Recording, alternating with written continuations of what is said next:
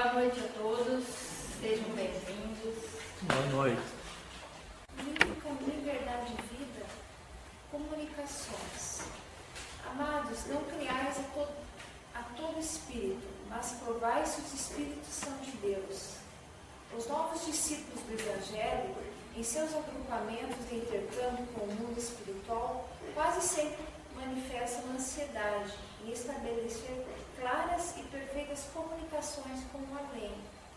Se muitas vezes aparecem fracassos nesses particular, se as experimentações são falhas de êxito, é que na maioria dos casos o indagador obedece muito mais ao egoísmo próprio que ao imperativo edificante.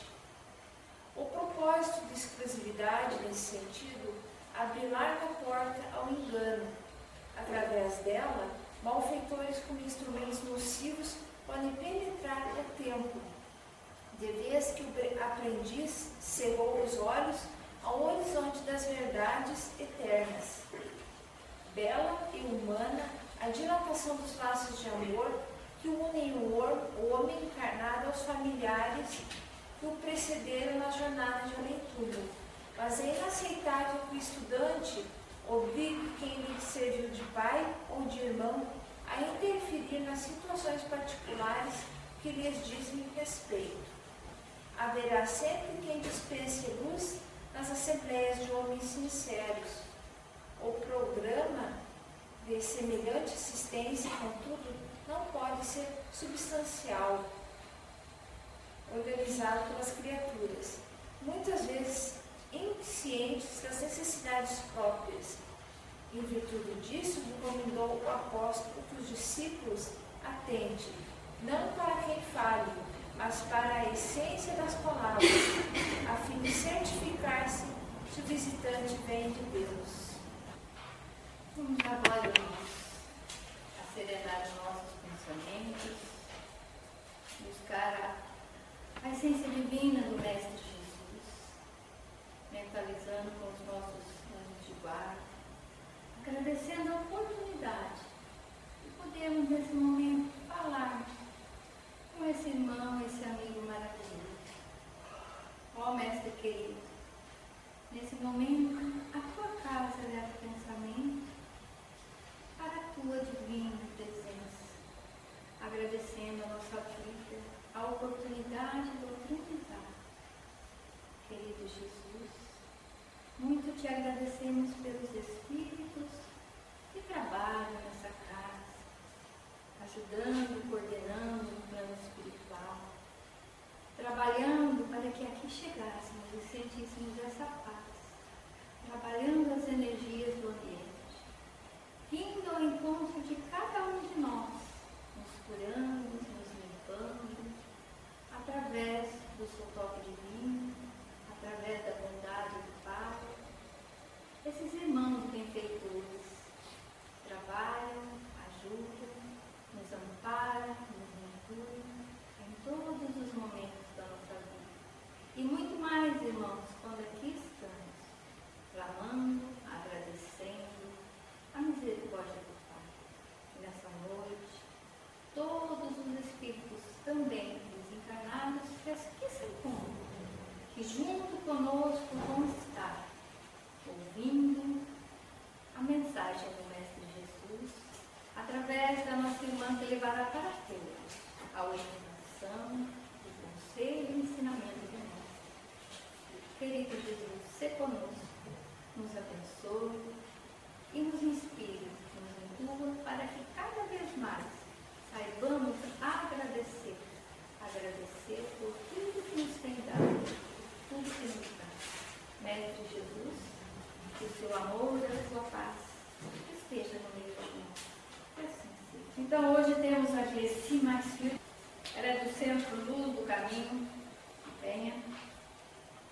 Tema: terapêutica do Evangelho para a nossa evolução. Boa noite a todos. Boa noite. Que a paz de Deus, o amor de Jesus nos envolva mais essa noite, né?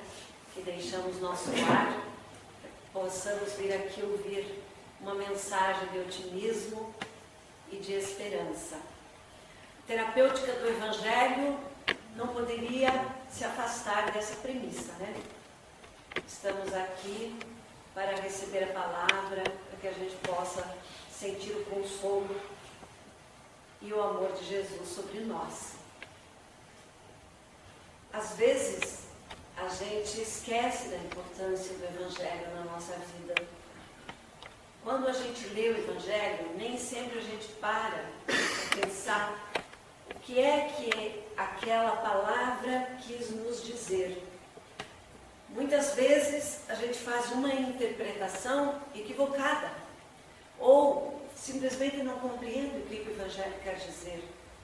Às vezes achamos a mensagem pueril, infantil demais, porque realmente Jesus, na sua extrema humildade, quando ele falava para aqueles homens, aquelas mulheres, ainda tão ignorantes, ele tinha que usar de metáforas.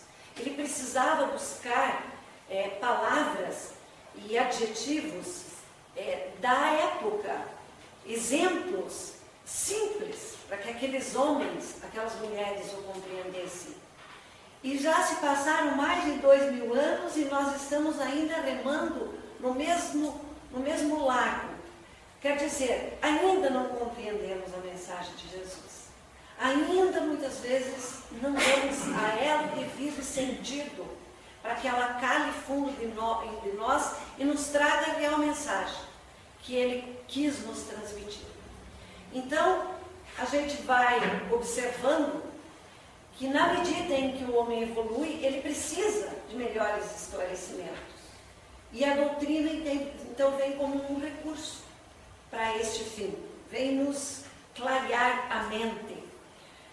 E para que a gente possa entrar no tema, eu gostaria que a gente analisasse esta mensagem do Espírito de Verdade, quando através do Senhor Allan Kardec, por ocasião da codificação, o Espírito de Verdade traz uma mensagem e o Senhor Allan Kardec coloca essa mensagem na introdução do Evangelho segundo o Espiritismo, no prefácio. E essa mensagem eu acho lindíssima. Ele diz: os Espíritos do Senhor, que são as virtudes dos céus, como um imenso exército que se movimenta ao receber ordem de comando, espalha-se sobre toda a face da terra. Semelhante a estrelas cadentes, vem iluminar o caminho e abrir os olhos aos cegos. Eu vos digo, é verdade, que são chegados os tempos em que todas as coisas deverão ser restabelecidas no seu verdadeiro sentido, para dissipar as trevas, confundir os orgulhosos e glorificar os justos. As grandes vozes dos céus ressoam como o toque da trombeta, e os coros dos anjos se reúnem. Homens, nós vos convidamos ao divino concerto, que as vossas mãos tomem a lira, que as vossas mentes se unam e num hino sagrado se estendam e vibrem de um extremo ao outro do universo. Irmãos amados, estamos juntos de vós, amai-vos também uns aos outros e dizei do fundo do vosso coração, fazendo então a vontade do nosso Pai que estás nos céus: Senhor, Senhor, e podereis então entrar no reino dos céus. Essa mensagem, ela é linda, porque ela nos chama a atenção sobre o conteúdo que está claro dentro dela. Os Espíritos do Senhor, que são as virtudes dos céus.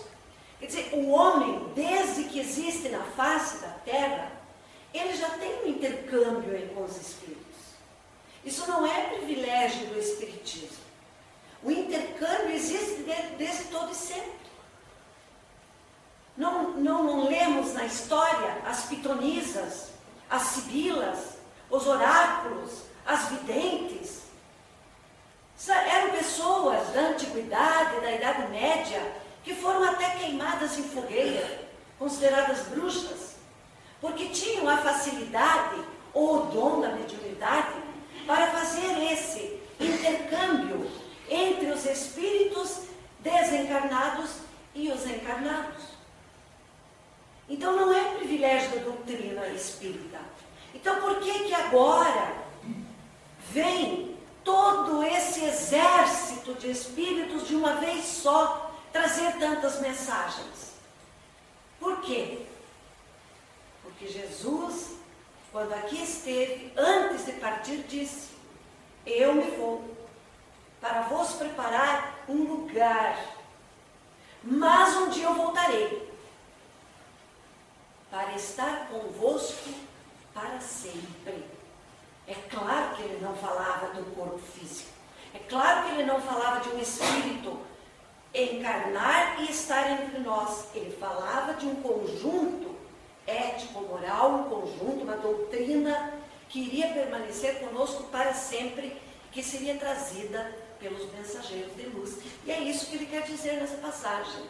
Então, essas mensagens que vieram quando da codificação, trazidas por esses exércitos dos céus aos homens, e que Kardec foi sábio o suficiente para codificar e colocar isso em livros, são mensagens que vêm amadurecer dentro de nós o senso moral e fazer compreender porque é que os espíritos têm tanto a nos dizer. Já não nos limitamos mais a consultar os espíritos para saber se podemos ou não devemos casar, se devemos ou não devemos comprar alguma propriedade, se podemos viajar ou não podemos viajar. Essas coisas nós temos que resolver no dia a dia. Os espíritos não têm tempo para cuidar das nossas atividades. Eles vêm clarear a nossa mente. Eles vêm nos chamar a atenção sobre a necessidade de que a gente se una, como ele diz aqui, num só som, num só cântico, numa só homilia a Deus, que sejamos uma família universal, que deixemos, vamos dizer assim, o orgulho de lado, que passemos a nos amar mais, como ele diz no final: amai-vos uns aos outros, dizei Senhor, Senhor, cumprir com aquela missão que nos trouxe ao planeta Terra. Então, esta mensagem, eu acho ela lindíssima. E a gente tem que ler, reler, para compreender o verdadeiro sentido, para que isso fique no fundo dos nossos corações, dentro das nossas mentes, para que a gente reflita sobre o que é que Jesus, o Espírito de verdade, nos quis esclarecer quando ele trouxe essa mensagem. Que a gente possa compreendê-la verdadeiramente, Nós temos também uma mensagem muito bonita, que diz assim: em sua essência, isso foi Allan Kardec quem disse, em sua essência o Evangelho representa o maior código de conduta ética existente na humanidade. Fonte de todos os preceitos morais, o seu conteúdo aponta o caminho da sabedoria e da paz, do progresso espiritual, norteia as nossas vidas, as nossas aspirações. E a observância desse código de ética moral seria suficiente para transformar o mundo num local de extrema prosperidade. Olhe que mensagem bonita. Gandhi, quando esteve aqui na Terra, praticava a religião do hinduísmo. Nunca foi cristão, Gandhi. Mas ele, certa feita, disse assim: se todas as escrituras sagradas se perdessem, se todo o conjunto de livros que compõem a Bíblia fosse queimado, e só restasse o Sermão da Montanha, a humanidade teria o maior código de ética moral para nortear a sua vida. Não precisaria de outro. Olha, para um hindu reconhecer isso, há que ser um sábio, não é verdade? Há que ser um sábio.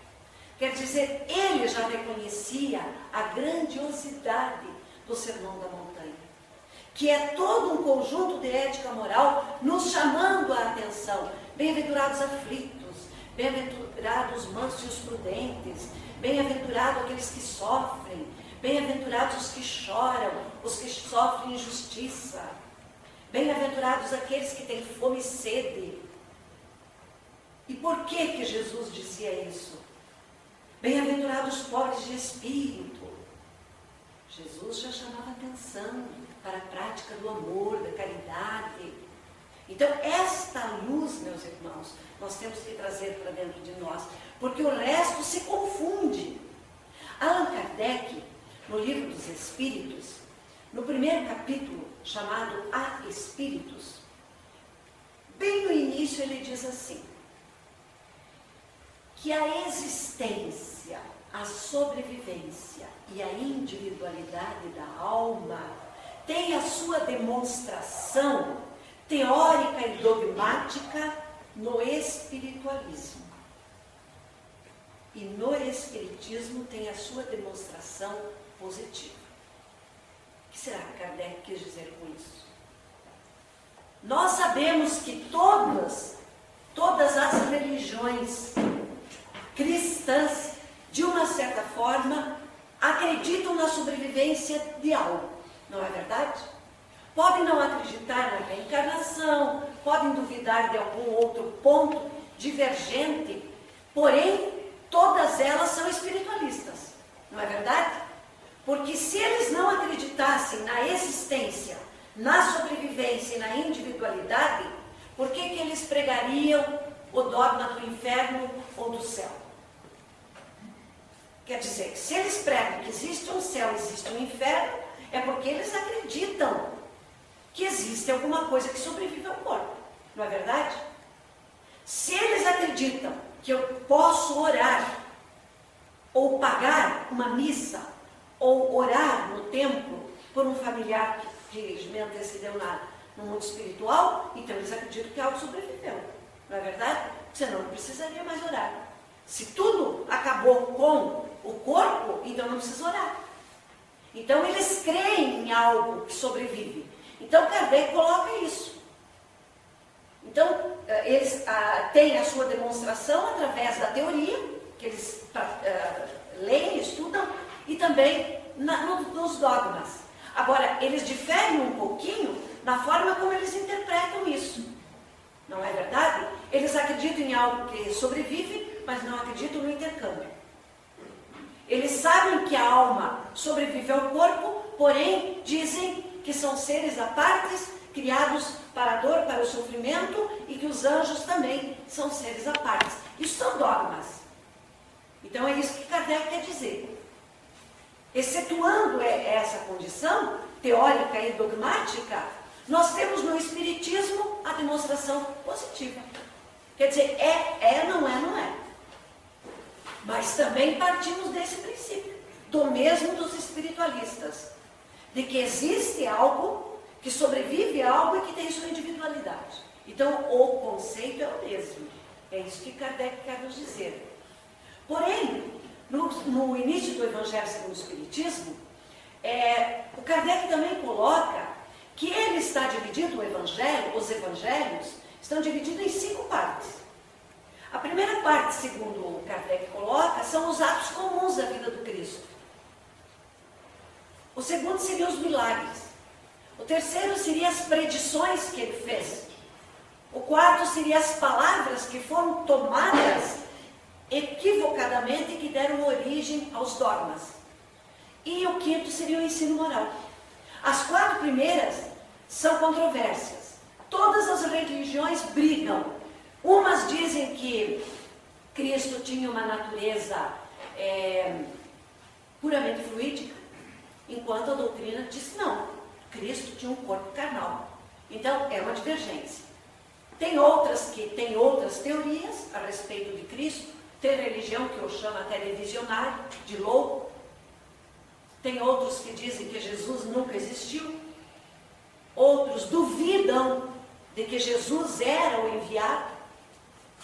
Então, isso tudo, gente, é motivo de controvérsia. Os milagres estão na mesma ordem, como diz Kardec. É motivo de discussão em todas as religiões. Uns dizem que era milagre, outros dizem que não era. A doutrina espírita nos esclarece que Deus não derrogaria suas leis para provar ao homem nada. porque ele não precisaria derrogar as suas leis para nos provar nada. Então ele não iria derrogá-las. Então milagres são explicados segundo a ciência, e a doutrina explica muito bem. Se pegarmos a Gênesis e formos estudar o capítulo 15, que fala exatamente dos milagres de Jesus, nós vamos observar que cada um dos milagres tem lá a sua explicação lógica, à luz da ciência. O terceiro ponto que ele coloca é as palavras, aliás, as predições. As predições nós explicamos de uma forma muito clara que elas podem ser fruto do desdobramento, através do animismo.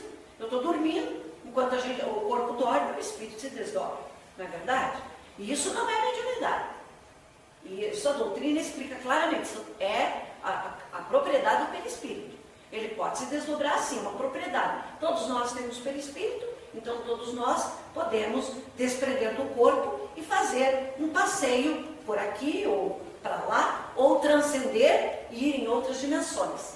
Aí sim passa a ser, se houver uma comunicação com o espírito, passa a ser uma mediunidade. Por quê? Porque quando eu me encontro com outro espírito, ele me passa informações e eu trago, então aí eu já estou psicografando ou através da psicofonia, eu estou transmitindo aquilo que o espírito me informou. Mas enquanto não houver esta comunicação entre a minha alma e o espírito, não é mediunidade, é um desdobramento natural. Porém, existe a possibilidade de eu prever o futuro através disso. Temos exemplos, Kardec coloca no livro dos médiuns vários exemplos, enquanto outras pessoas já dizem que a pessoa tem um dom muito especial de prever, quer dizer, mistificam, criam todo um endeusamento em torno daquela pessoa.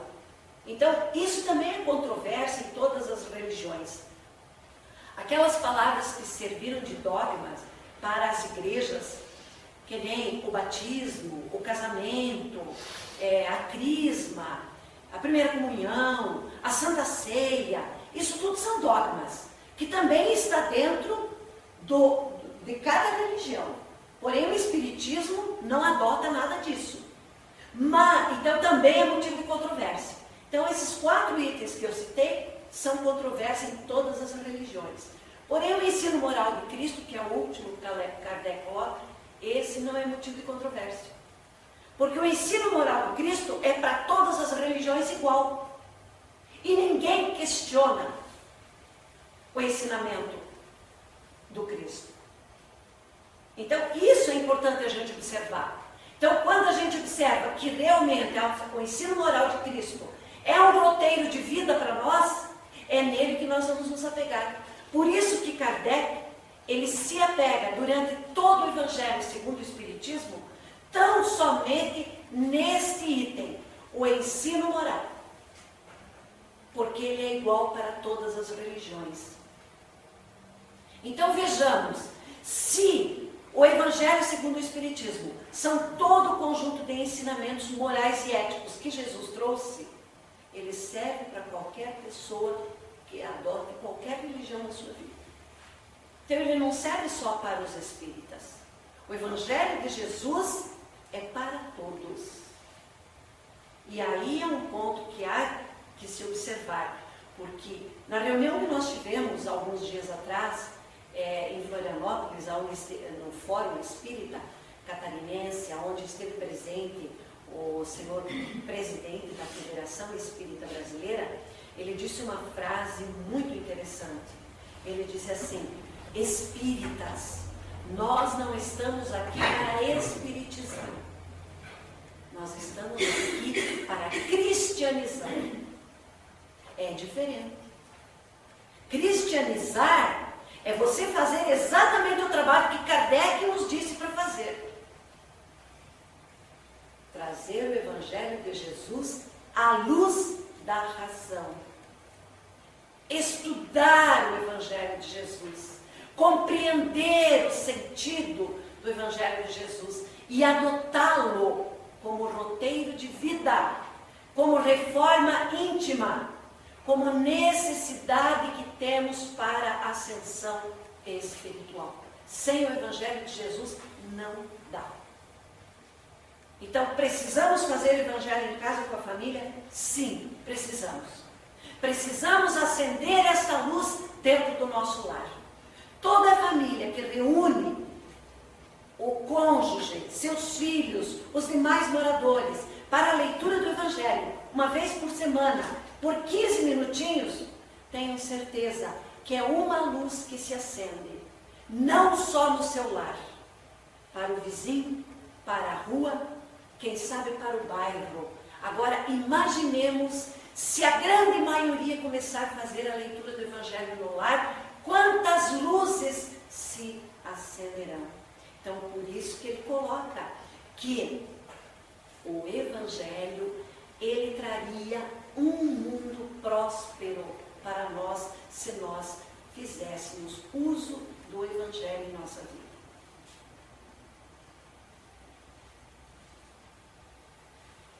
Chico Xavier também disse uma frase muito bonita. Creio que a importância do Evangelho de Jesus em nossa evolução espiritual é semelhante à importância do sol na sustentação da nossa vida física. Olhe que frase bonita. E por que seria isso? Por que ele comparou com o sol? Porque se hoje fosse na terra tudo devastado, tudo se perdesse, tudo fosse queimado, ou pelo sol, ou pelo gelo, que não restasse vida, e restasse uma única gota de protoplasma, a incidência da luz solar, que é energia, tudo se recomporia na bagatela de alguns bilhões de anos. Quer dizer, se o sol renova a vida, gera vida, o Evangelho de Jesus é igual para cada um de nós. Ele gera em nós a vida espiritual. É o alimento que nós precisamos para ter certeza de estarmos alimentando o nosso espírito. Que a gente possa refletir sobre estas frases. Mas, para que a gente possa compreender um pouco mais, eu trouxe a parábola dos talentos, que está no capítulo 16, no item 6 do Evangelho, segundo o Espiritismo. A parábola dos talentos, meus irmãos, conta a história de que havia um homem que iria se ausentar por um tempo. E então ele chamou alguns dos seus servos e distribuiu entre eles alguns bens, alguns dotes. Deu a um 5 talentos, deu a outro 2 talentos e deu a um terceiro 1 talento. Mas deu a cada um deles segundo a capacidade. Observemos bem, a cada um segundo a sua capacidade, e partiu.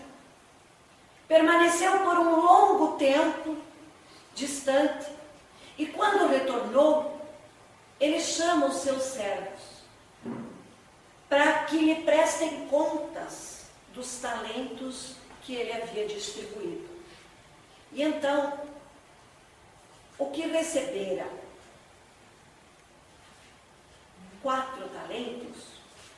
5 talentos, desculpa, chegou ao seu senhor e disse: Senhor, cumpri o que me deste. Peguei os 5 talentos e os multipliquei. Portanto, lhe devolvo 10. Então o Senhor disse: servo bom e fiel, vai para o gozo do teu Senhor.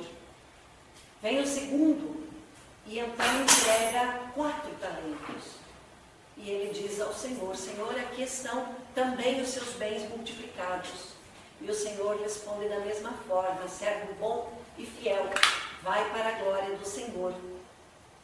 E vem o terceiro, que recebera 1, e diz: Senhor, estou lhe devolvendo o seu talento, porque me pesou muito conviver com este bem.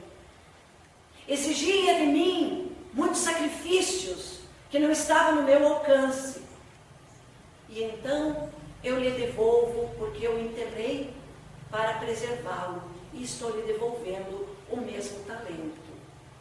E então o Senhor diz: servo mau e preguiçoso, vai-te daqui para as trevas, aonde haverá choro e ranger de dentes. E só para a gente fazer uma parte, lá no Paraná, onde eu morei um tempo, aliás, nasci lá, morei muitos anos, nós fomos fazer uma visita, uma certa feita, numa casa espírita, e encontramos todas as pessoas sem dentes. Viu, extraídos deles. Então nós questionamos ao presidente: o que está acontecendo que todo mundo está sem dentes? Ele disse: não, é que tem a parábola de Jesus que fala que se a gente for para as trevas haverá choro e ranger de dentes. Então, para a gente já se prevenir, já arrancamos, traímos todos. Excetuando a brincadeira, desculpem, mas é para chamar a atenção da gente para a reflexão sobre as parábolas.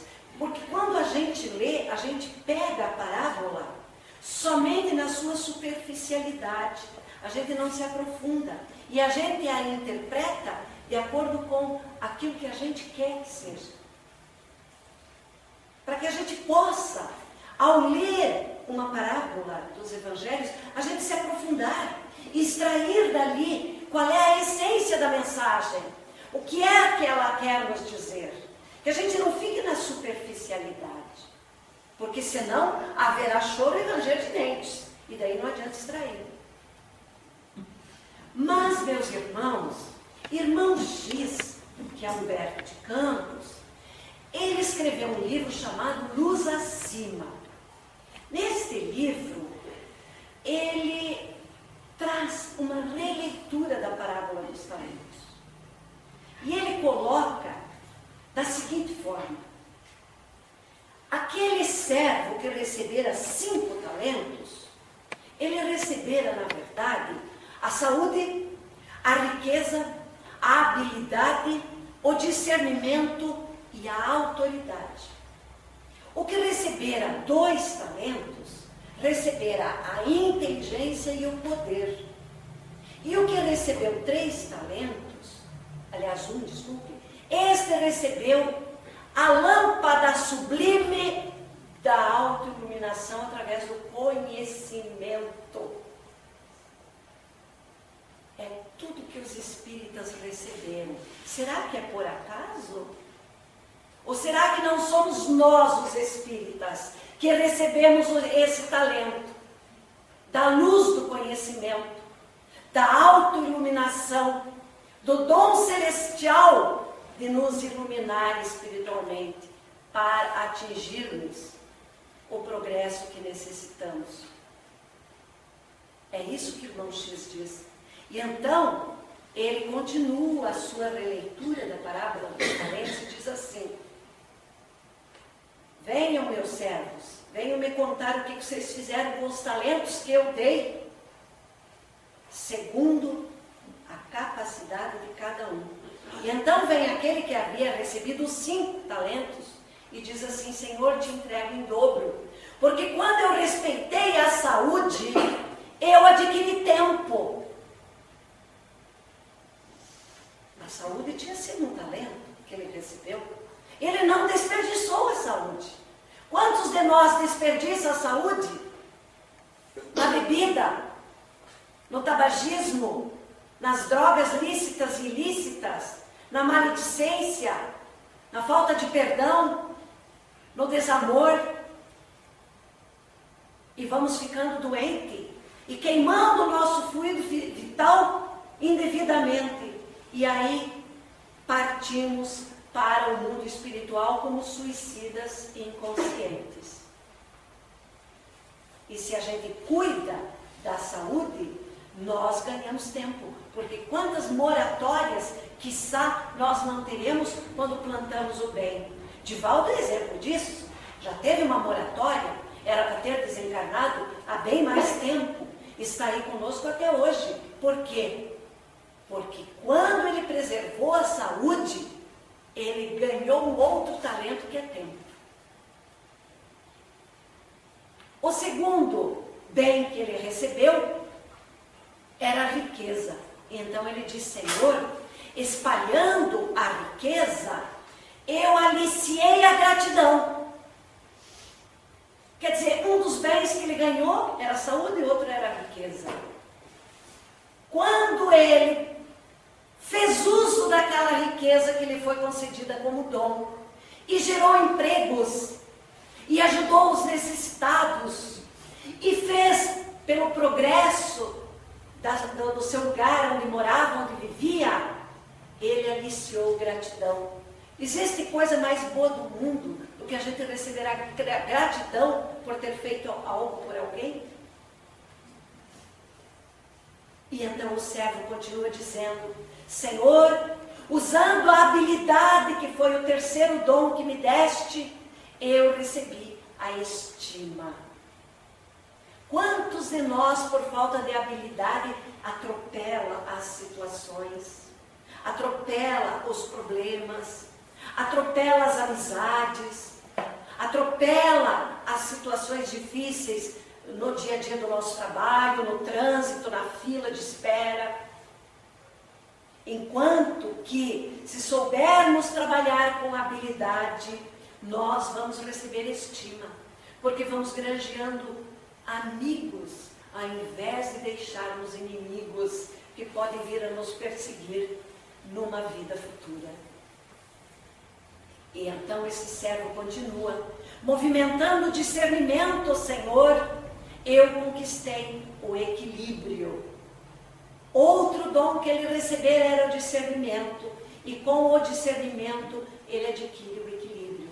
Ora, vejamos, quantos de nós que precisa ter o discernimento para respeitar as diferenças, precisa ter o discernimento para compreender as verdades, precisa ter o discernimento para aceitar as problemáticas da vida, e somente sabendo e tendo este discernimento, teremos o equilíbrio que fará de nós seres mais felizes. E o quinto dom que ele recebera foi a autoridade. Senhor, distribuindo a autoridade em teu nome, eu ganhei a ordem. Quando nós somos donatários do poder de mandar, e usamos isto equivocadamente, nós teremos o caos. Vejamos como exemplo o nosso lar. Quando a autoridade suplanta o respeito e a dignidade, nós geramos problemas de desentendimentos, brigas, discussões e toda ordem de problema.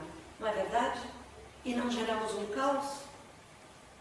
Se estamos num trânsito e nós exageramos a nossa autoridade, dando um carteiraço, podemos sofrer as consequências. Não é verdade? Equivocadamente, meus irmãos, usando daquele dom que Deus nos deu, que é a autoridade, eu posso ganhar a ordem, mas eu posso gerar a desordem. Então, essa releitura de Irmãos Dias é maravilhosa, nos esclarece muito.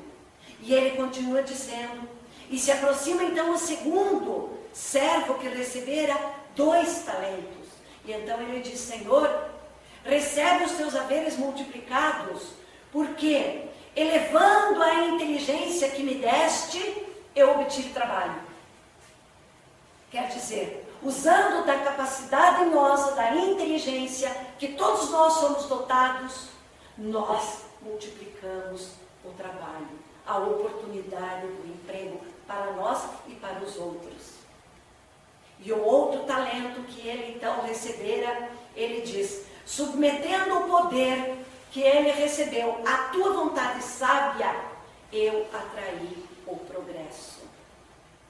Quer dizer, me deste o poder, e o poder de comandar, o poder de gerar, o poder de controlar, eu acabei atraindo o progresso para o lugar onde eu vivo. E então o que dizer daquele servo que recebeu a lâmpada celestial da autoiluminação e enterrou o seu dote, que somos nós. O que será que vai acontecer conosco? Então que a gente se pergunte, o que eu estou fazendo com esse dom que eu recebi? Eu estou enterrando?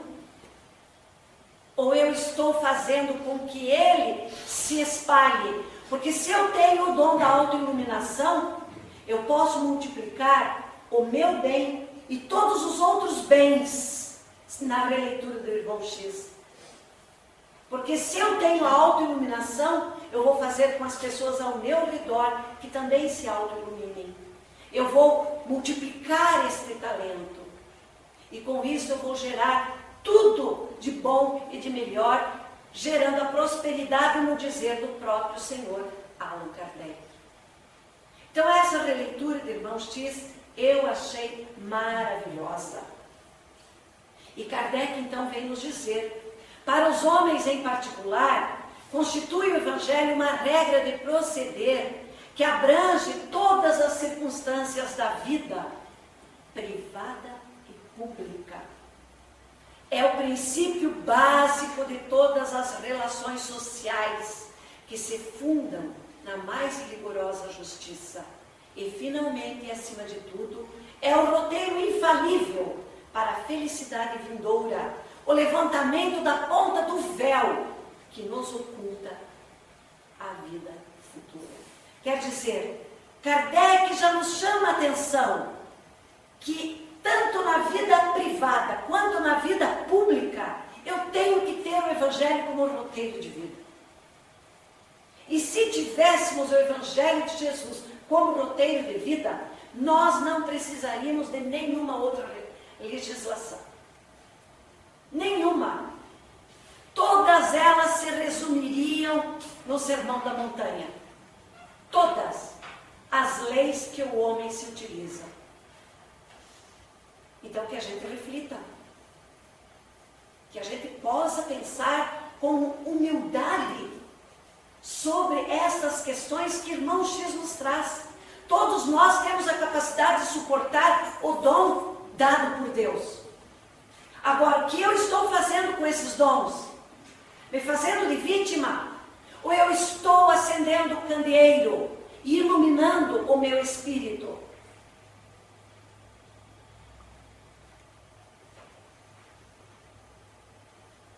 Meus irmãos, nós tivemos 3 grandes momentos na nossa vida, desde o início, desde os primórdios da civilização, muito importantes, fundamentais para a humanidade. Nós tivemos um primeiro momento, quando Moisés nos trouxe um conjunto de legislação para frear em nós a selvageria, a ignorância que ainda reinava em meio à humanidade. Imaginemos nós, aquele povo que adorava centenas de deuses. Somente em Roma, adoravam-se mais de 30 mil deuses. Imaginem a Grécia.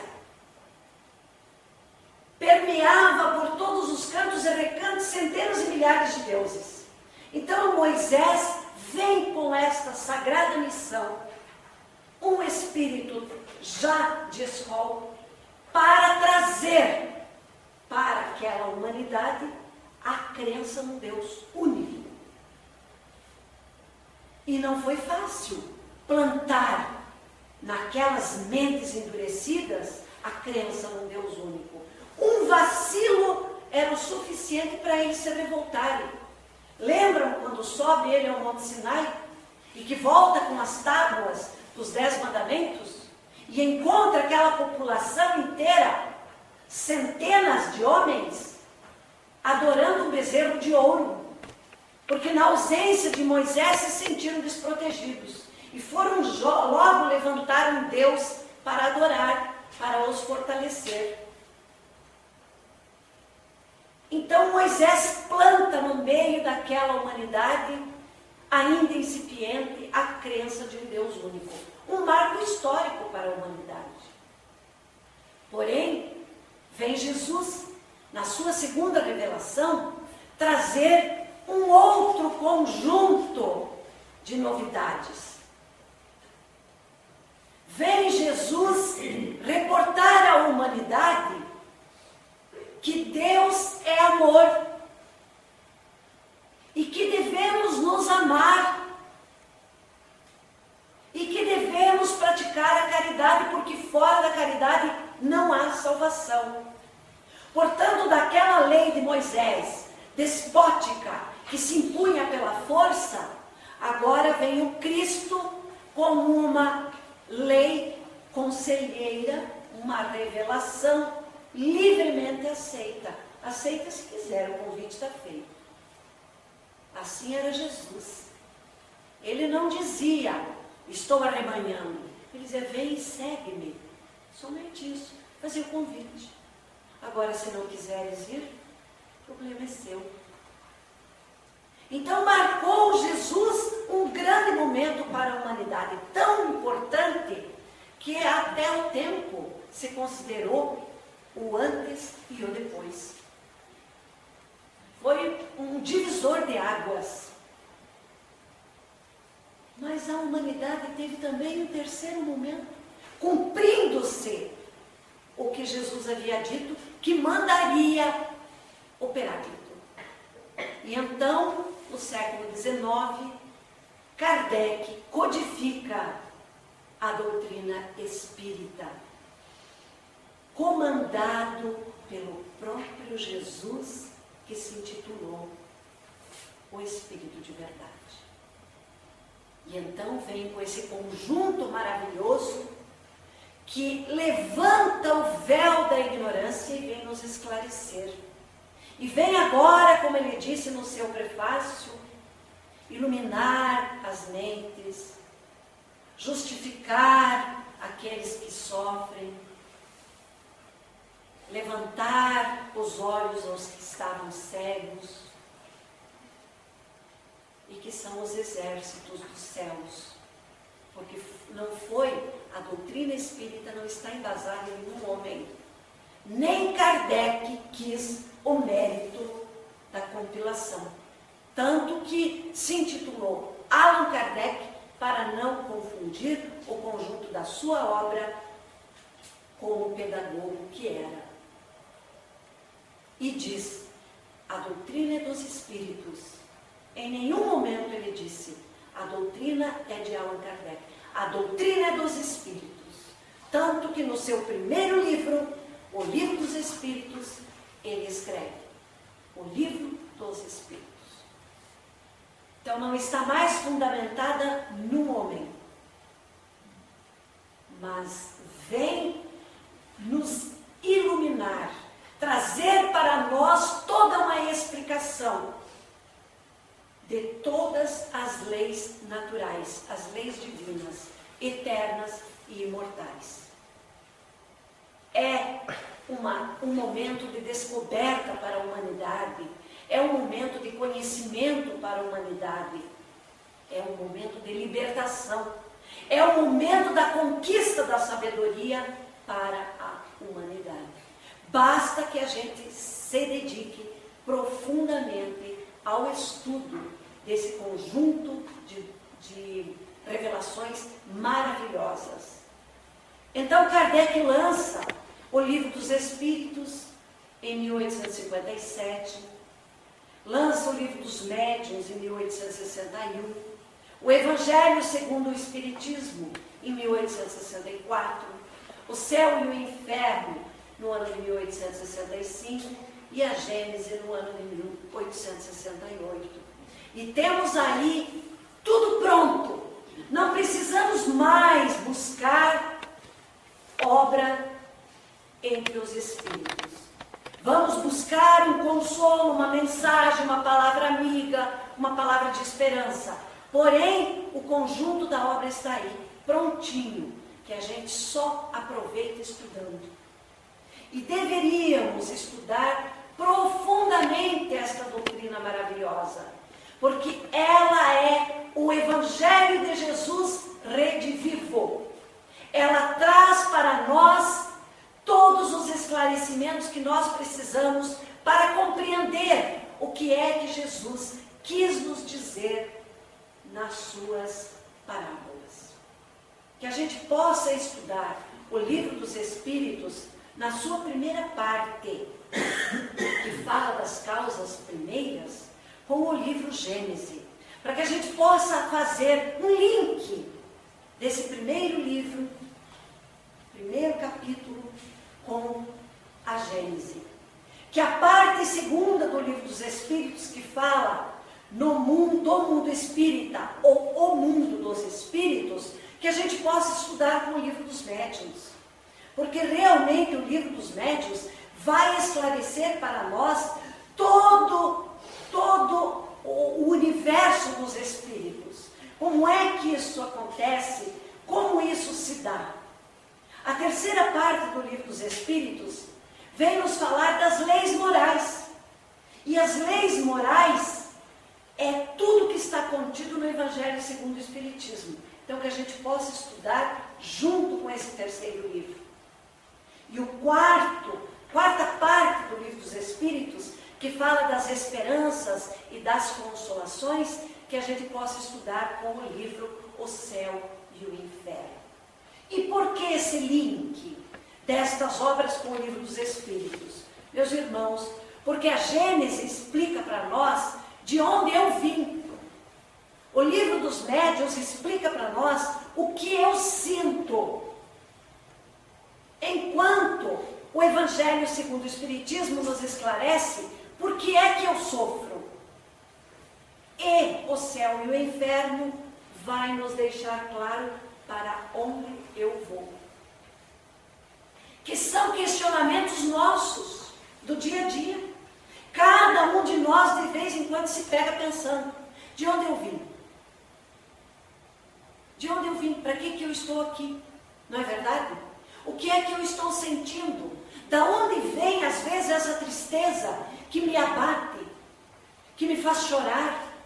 Da onde que vem a resistência que eu tenho para enfrentar um problema? Então, o que eu estou sentindo? Qual é a origem desse sentimento? Ou então, quantas vezes nós não nos perguntamos: por que é que eu estou sofrendo? Leiamos o Evangelho. Vamos lá encontrar respostas a esta ansiedade do nosso espírito. Porque vai nos deixar bem claro a causa dos sofrimentos. Por que é que eu estou sofrendo agora? Por que que eu tenho que estar nesta situação física em que eu me encontro tão limitada? E dentro do céu e inferno nós vamos ter a resposta para o questionamento: para onde eu vou quando eu morrer, quando eu desencarnar? Aonde o meu espírito vai habitar? E tudo isso, meus amigos, meus irmãos, na medida em que formos compreendendo, nós vamos nos auto-iluminando, não vamos mais enterrar o nosso talento. Vamos fazer crescer esta luz e, no dizer de Jesus, vamos deixar brilhar a nossa luz. Porque ela vai nos dar a verdadeira liberdade, a verdadeira felicidade que tanto buscamos e que é um direito nosso de ser felizes. Nós não nascemos para ser infelizes.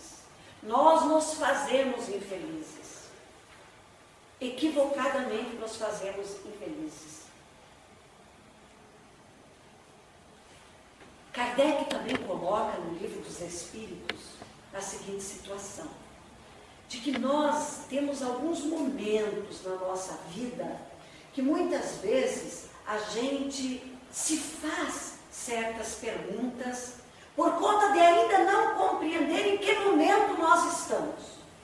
Então Kardec coloca assim: nós temos um momento da nossa vida em que a gente olha para a doutrina espírita e namora com ela, flerta com ela, acha ela muito bonita, acha a doutrina espírita altamente confiável, gosta da doutrina espírita, mas fica só nisso.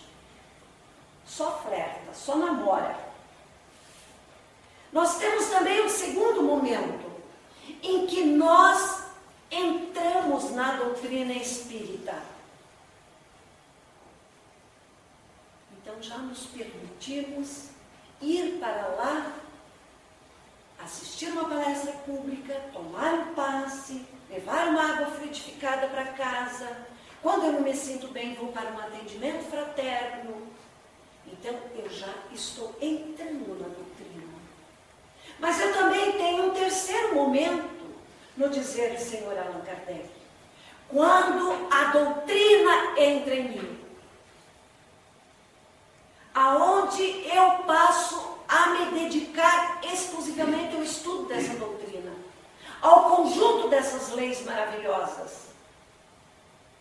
Eu estudo profundamente esse conjunto doutrinário que Kardec compilou.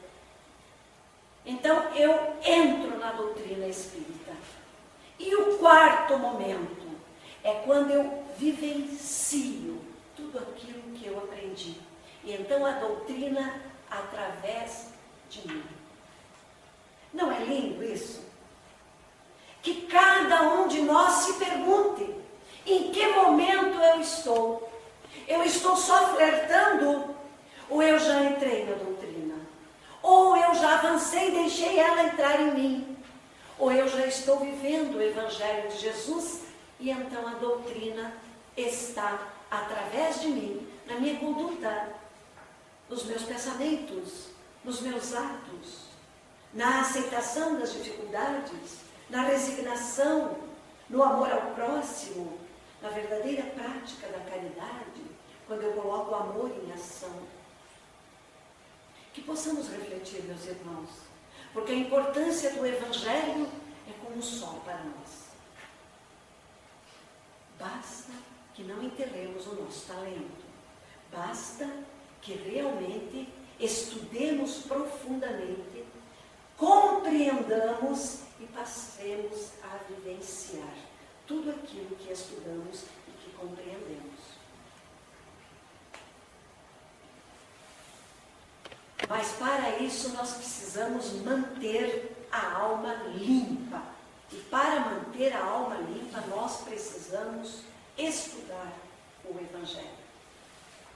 Vamos acender esta luz em nossos lares. Vamos trazer esta luz para dentro de nós. Para a gente fechar, eu gostaria de contar uma pequena historinha dos senhores. Havia um homem muito rico, poderoso ele, proprietário de uma terra muito extensa, de um gado muito forte, de castelos muito lindos. Mas ele era um homem feliz.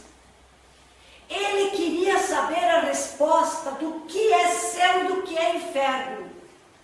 E ele se perguntava isso todo dia. Mas o que é céu?